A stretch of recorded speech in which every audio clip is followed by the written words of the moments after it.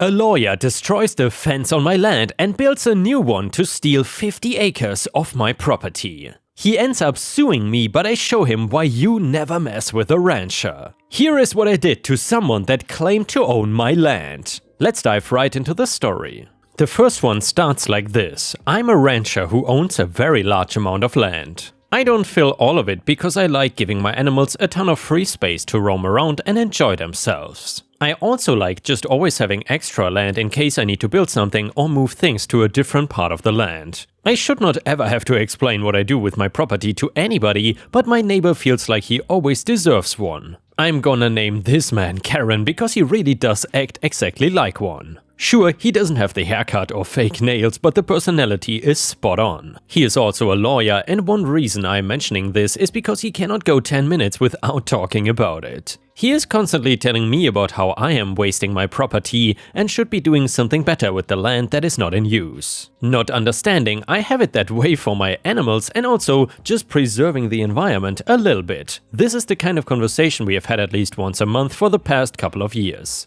Karen guy, I'm just saying that you could do some great things with those acres you're not using. Building a home and renting it out could yield you a great profit. Plus, with me as your lawyer, I can try and find some loopholes out of all the expensive taxes and stuff. Me, I don't need the money or want to build on my land. I like how it is, and even if I did something like that, I wouldn't want to mess around when it comes to taxes. Saving money that I don't really need is not worth potential jail time. Karen guy neighbor, well, what about a pool or something? I bet everybody would enjoy that and you can make friends with a ton of people. Connections are always important. I could keep going, but you get the idea of this type of person. Anything I say is just going in one ear and right out the other, especially if it is not me agreeing with him. Persistent and annoying, I made the mistake of thinking that he wasn't dangerous to me in any way. I knew that he was a crooked lawyer, so I should have expected something to happen. I guess I just got comfortable with him having a big mouth and no action. Due to the property being so large, I don't always go to the areas that I don't use. Being a rancher is a lot of work and wasting time is not something I enjoy doing.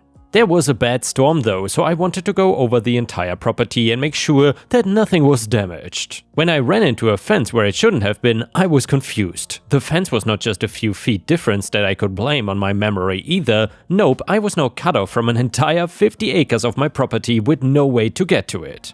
My old fence was just gone and this new one went all the way and attached to my other fence. I had zero clue what was going on and it led me right to Karen. If you kept going in that direction of the property, you would eventually get to his house. Not far from the old fence, I suspected that he had done something but didn't want to just accuse him without saying anything. I went and asked him if he saw anything weird going on because my fence had been removed and moved all the way in. He was laughing and flat out admitted that he had done it. He got sick of seeing the land not go to use and figured that it must have just been his since I was not using it. He built a new fence and installed a huge in-ground pool. I told him that he couldn't do that, but he just laughed again and told me that he was a lawyer and I would never beat him in court. I figured that he assumed me being a rancher meant that I had no money to spend on a good lawyer. He was wrong though, and I filed a lawsuit very fast against him for my property to be returned to me. Of course he was gonna represent himself in court and didn't want anything to do with negotiating and trying to work this out personally. He was so sure that he would go to court and the judge would declare that he owned the property and I would just lose it all. The legal fight was on to say who actually owned that part of my property.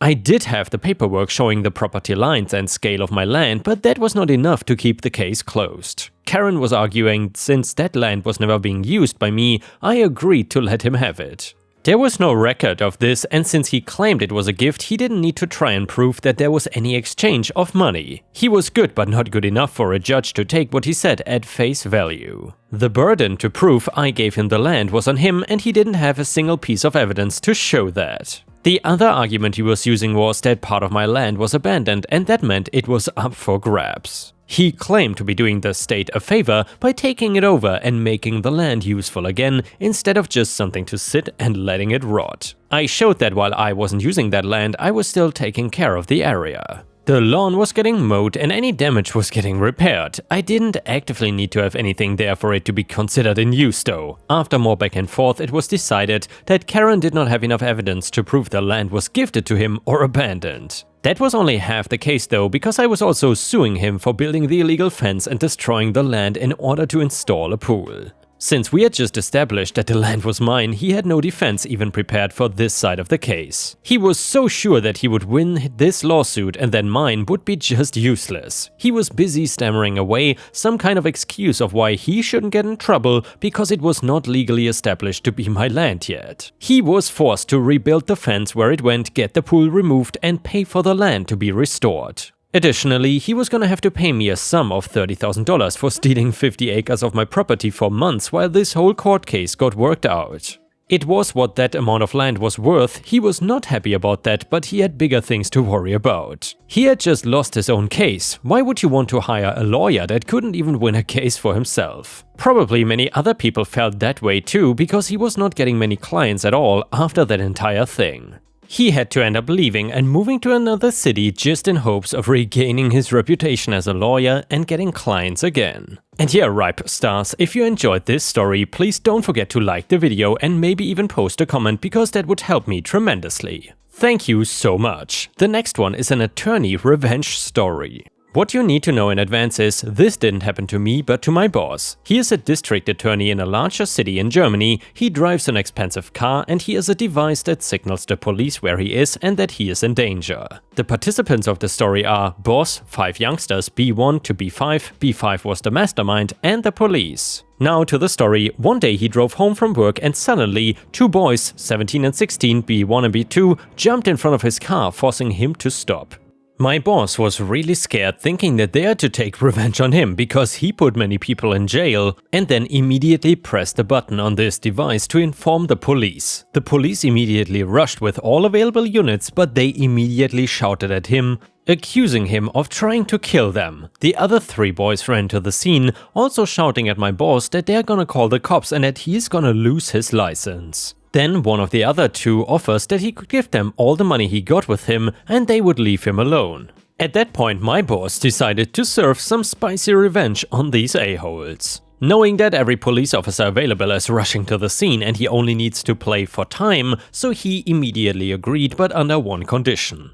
They all need to sign a written agreement containing that he paid the money and they are not gonna press charges / inform the police. Those idiots agreed, so he wrote the contract and everyone signed it. After they handed the paper back, they demanded the money, but my boss just laughed at them, stating that no one is gonna believe them since he had a written proof that what they have done was highly illegal and that they are all going to jail. Not mentioning that the police was coming. The police came from absolutely everywhere. Damn, he couldn't resist a big wide smile when he's describing their faces, and I can totally understand that. They were looking like scared ghosts on the verge of existence. One of the smart boys, B3, thought that his paper needs to vanish, so this dummy decides to rip it out of my boss's hands in front of the police. As they should later realize, this was their biggest mistake. Then they tried to escape from the police, but B1, B3 and B5 were caught. The police thought that they wouldn't get to know who B2 and B4 were unless one of the other snitches. Well, they didn't need a snitch because they all signed the paper with their real names, so police got the other 2 as well. Fast forward to the court, there were several trial dates, but I'll shorten it. Do you remember that I told you that B3 made a big mistake? Well, here in Germany there is a law from the Nazi era still in place that gets you a minimum sentence of 5 years when you rob a motorist. B3 and B5, both above 18, got 6 years in adult prison, also because of their criminal history. B1 and B2 got 3 years in juvie, and B4 was lucky with only community service.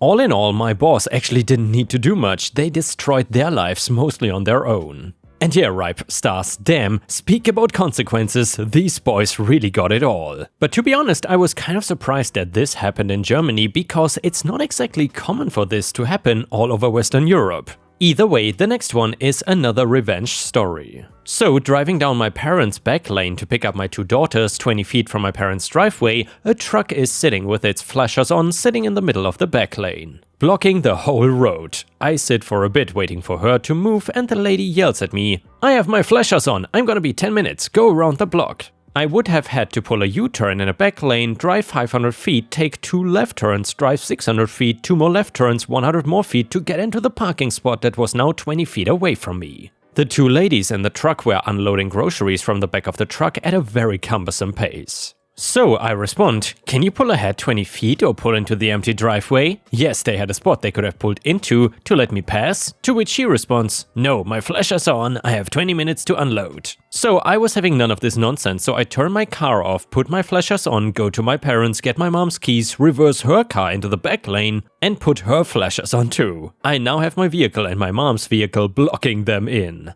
They are finishing their unloading of groceries and start to go off on me, saying they will call a tow truck and so on. Several other verbal abuses, to which I respond, my flashers are on, it will only be 10 minutes. I move the car 5 minutes later, the people in question were not amused. And the next one is a story from r/am I the jerk. I am a small business owner and I had to let one of my employees go today. I called him in and began to explain that he was being let go and why, and he stops me and goes on a bit of a tirade. You know, I'm the one who makes this place run. I'm the last guy who should be getting fired. And I was sitting and letting him get it out of his system. Then he says, and what's more, you cannot fire me. You cannot fire someone who doesn't work here. I quit. So I seized the moment and said, you're quitting? And this is the PG version, but basically he said, you're a damn right I am. And I said, so you're resigning your post, you are choosing to not work here anymore, you're leaving your job, yeah? He said yes, he said a few other things, and then he left. I processed his removal as though he had quit. I no longer had to pay him severance of any kind, now I feel a bit badly. Because I know getting fired is tough and you sometimes react off the cuff, I've been there. But he did go on a loud, insulting, profanity-laced tirade making statements against me and his co-workers and our clients, and most importantly, he really did quit. Am I the a-hole for letting him quit instead of giving him the benefits he would have been entitled to if he were fired? And yeah, Ripe Stars, let us know in the comments whether you think OP is the a-hole for this or not. Comment number 1, you are the a-hole. He reacted unprofessionally because it was clear you already fired him, be honest with yourself. At my company, an HR rep needs to be present at all terminations in case of a poor reaction, which is common, should not be a shock. You took advantage of his ignorance and his emotions at the expense of his livelihood.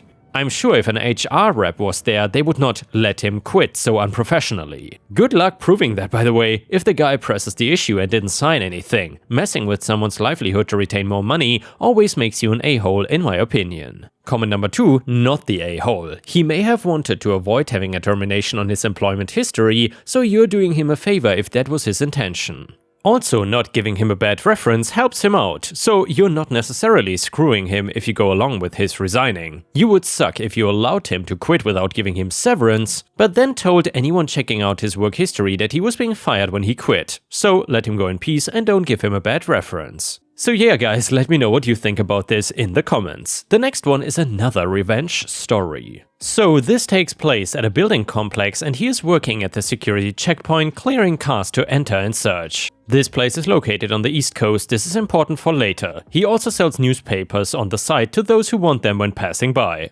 So there was this man, entitled dude, who would take a newspaper from my uncle every day and say he would pay him next week. This went on for a while until one day my uncle said he wouldn't give him another newspaper until ED paid him for the ones he took in the past. ED refuses and takes my uncle's whole stack of newspapers. While screaming profanities at him, he drives his car and breaks the booth's yellow line. Now, since this man was the owner's son, my uncle couldn't do anything about it and was forced to pay for the yellow line repair. My uncle was steaming with anger, so he went to the store and bought a loaf of bread and a bucket he added water into. He walked over to Edie's car and threw soaked pieces of bread all over his car. Now, since this was on the East Coast, seagulls are very common and very annoying. Seagulls soon engulfed Edie's car and started trying to eat the bread. Since the bread was wet from soaking in water, the birds had to peck at the car. After all the bread was gone and the birds flew away, Edie's car was completely covered in dents and scratches, including all of the windows and, worst of all, poop. Ed comes out of work that day and sees his car and turns red with anger. He turns to see my uncle, who says it was the seagulls. Ed tries to drive off furiously and in doing so hits the gated fence and dents his front bumper. Instead of paying a minuscule amount for the papers, he paid thousands of dollars in damages. No remorse at all. And yeah, Ripe Stars, that is definitely a unique way of getting revenge. I've never thought about soaking bread in water and then attracting all the seagulls. That is absolutely brilliant. And the next one is titled, HOA forced me to take down my rainbow flags and threatened daily $100 fine. I live in one of those areas that has an HOA, but most people usually forget it exists. That is mainly due to all the bylaws for it being just normal things that make sense, like not letting your property be a total mess or things like that. So when I do most things, I don't even need to really bother checking if something is allowed by the HOA or not. After a certain tragic attack happened, we decided that we would show our support by putting up a rainbow flag on our property. Now, it was not a crazy thing on a 50-foot pole or anything, it was just a normal sized flag that let us show not only our support, but that we are open and accepting people. Me and my wife often took in foster children temporarily, so it also seemed nice in case we got a teenager that was unsure or scared about if we were super conservative or something. Anyway, I thought it looked nice and nobody really said anything about it. But of course, this is a story being posted on this subreddit, so somebody clearly did something stupid or illogical. That award goes to the antagonist of my little tale,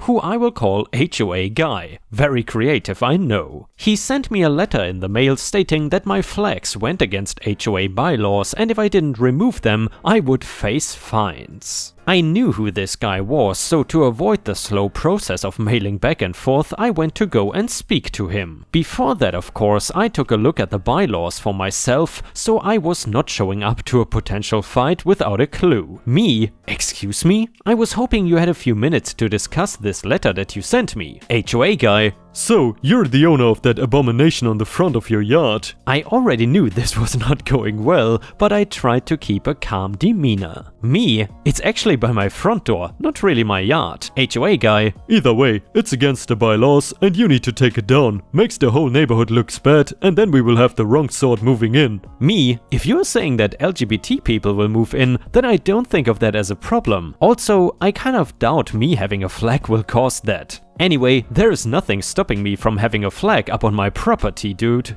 HOA Guy. The only flags allowed are good old-fashioned American flags. Me. Nothing in the bylaws says that we cannot have flags on our property. HOA Guy. It says that you cannot have anything offensive on your property and it even gives a flag as an example. This was actually true, and in the bylaws it said that you could not put up anything offensive and as an example mentioned the Nazi flag. So this guy was seriously trying to compare the rainbow flag, which stood for inclusion and acceptance, to the Nazi flag, which represented hate and basically a genocide. Me? It is not the same thing and I'm not taking it down, since it doesn't go against anything. HOA Guy. If you don't take it down, then I will fine you $100 for every single day that you keep it up. With that, he closed his door and I went back home to try and figure out what to do. I knew for sure that if he fined me anything, I was not going to pay it and keep the letters and fines as proof of harassment or something. Also, to prove that he was using a bylaw that had nothing to do about flags stopping me from having a rainbow flag in my yard.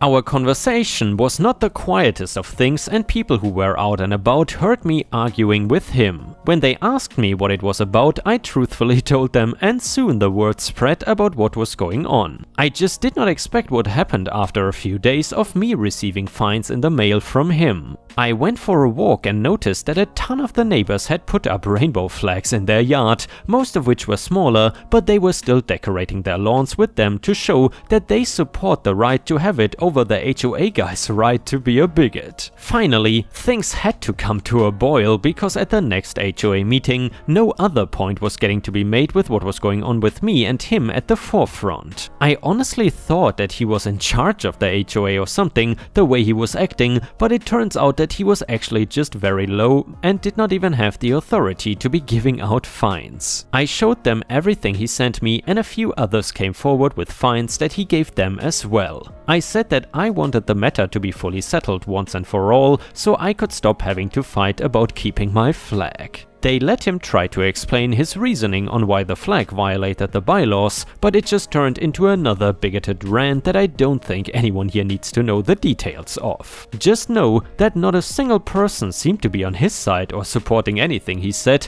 The head of the HOA said that unless he could show any fact that my rainbow flag was offensive, then it was 100% allowed for me to have it. He obviously could not, because even if he did not like the connections to it, that did not make it a hateful symbol. Honestly, I still cannot believe that he tried to compare the rainbow flag to the likes of the Nazi flag, which, if someone put it up, would honestly probably be stolen and destroyed before it could get this far. Obviously, all of the fines that he was giving were avoided and we did not owe a penny. It got a little sweeter though still when I found out the HOA guy was now just a guy because he lost his position on the HOA board because of this stunt he tried to pull with us. Later that week in the mail, I got a full apology from the HOA stating that he did not reflect the rest of their values and they wanted to personally tell me that my rainbow flag was not only allowed but encouraged. Some neighbors kept their flags up too, and when Pride Month rolled around that year, almost every single house had one flying except for that neighbor, of course. He stayed his grouchy self, but without any power now, he could not even pretend to do anything. Who would have thought one colorful rainbow flag being put up by a single person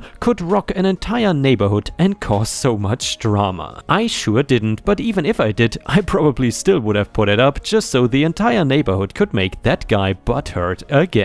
And with this, we have reached the end of the video. However, if you cannot get enough of my content, please check out my endless playlist, where you can find thousands of hours of content. In addition, please don't forget to subscribe to my channel to not miss any of my daily uploads. Thank you so much in advance, and I hope to see you again tomorrow.